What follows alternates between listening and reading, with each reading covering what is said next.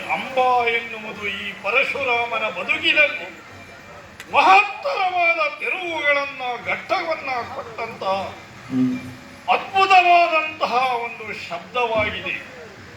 ಅಂದು ನಾನು ಕೈಲಾಸದಲ್ಲಿ ವಿದ್ಯೆಯನ್ನ ಕಲಿಯುತ್ತಿರುವಾಗ ನನ್ನ ತಾಯಿ ರೇಣುಕಾಂಬ ಕಳಂಕಿತಳಾಗಿ ಜಗದಾಂಬ ಎಂದು ದೇವರನ್ನ ಧ್ಯಾನಿಸುತ್ತಿರುವಾಗ ತಂದೆಯಾದಂತಹ ಯಮರಜ್ಞಿಯ ಆಶಯದಂತೆ ನರಗಿಳಿದು ಅಮ್ಮನಿಗೆ ಪುನರುತ್ಥಾನವನ್ನ ನೀಡಿ ಜಗತ್ತಲ್ಲಿ ಅಲ್ಲಲ್ಲಿ ತೀರ್ಥಕ್ಷೇತ್ರವಾಗಿ ನಿರ್ಮಿಸಿ ಧರ್ಮ ರಕ್ಷಣೆಯನ್ನು ಮಾಡಿದವನು ನಾನಿದ್ದೇನೆ.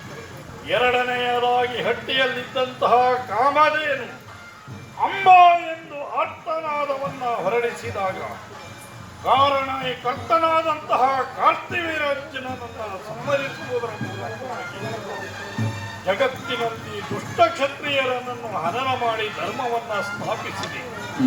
ಅಂಥದ್ದೇ ಇಂದು ಬದರಿಕಾಶ್ರಮಗಳಿಂದ ಋಷಿಗಳಿಂದ ಕೇಳಿ ಬರುತ್ತಾ ಇದೆ.